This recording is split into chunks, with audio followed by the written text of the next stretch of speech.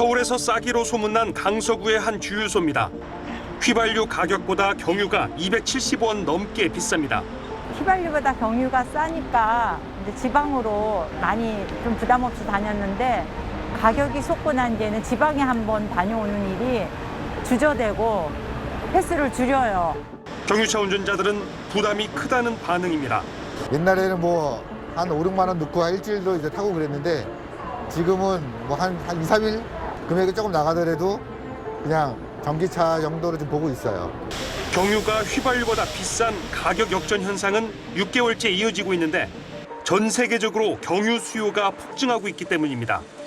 우크라이나 전쟁으로 러시아에서 천연가스를 못 구하는 유럽이 대체제인 경유 수입을 늘린 데다가 겨울철 난방용 수요까지 급증했습니다. 국내 경유차만 1,000만 대. 정부는 우선 화물차 같은 생계형 경유차 주인들을 추가 지원하는 방안을 검토 중입니다.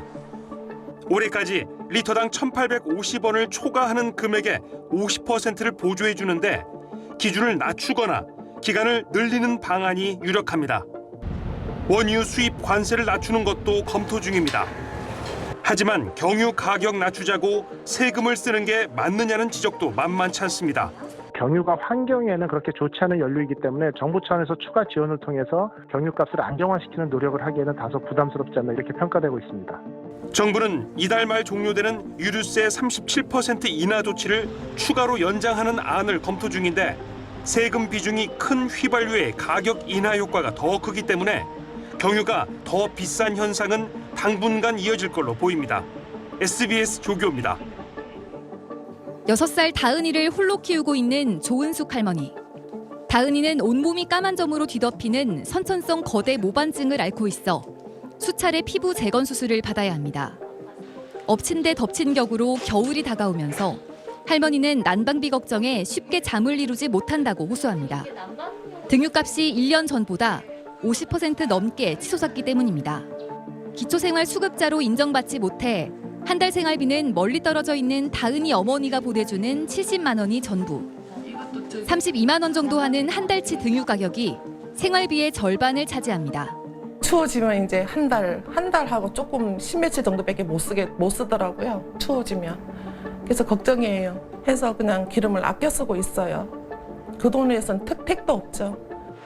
특히 등유는 이미 낮은 유류세를 부과해오고 있어 휘발유나 경유와 달리 유류세 추가 인하 대상에도 포함되지 않습니다.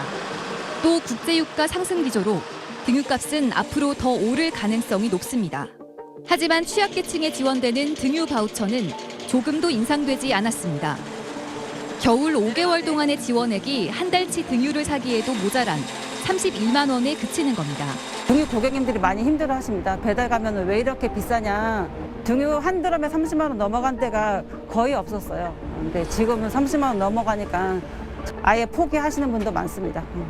에너지 바우처 강화를 비롯해 보다 적극적인 에너지 지원책이 필요하다는 지적이 나옵니다. JIBS 권민지입니다. 경기도 광주시에 사는 기초생활수급자 김정석 씨는 올겨울 난방비 걱정이 태산입니다.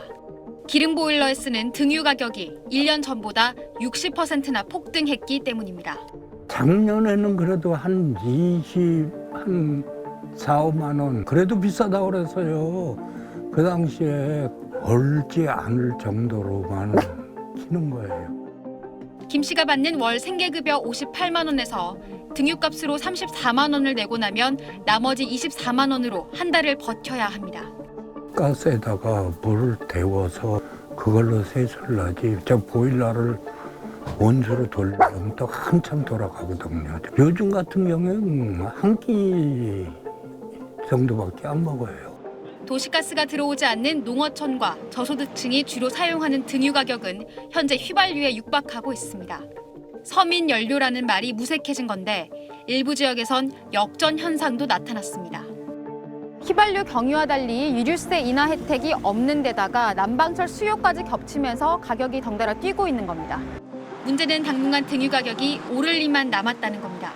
주요 산유국 협의체인 오펙 플러스가 다음 달부터 원유 생산량을 감산하기로 했고 등유와 생산 라인이 겹치는 경유 생산을 늘리면서 등유 공급이 줄어들고 있기 때문입니다.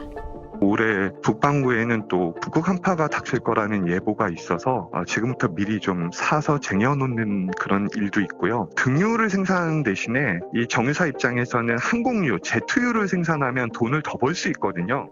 평균 연 18만 5천 원인 에너지 바우처 단가를 대폭 인상하고 등유에 붙는 개별 소비세 인하도 고려해야 한다는 지적이 나오고 있습니다. SBS 최희원입니다.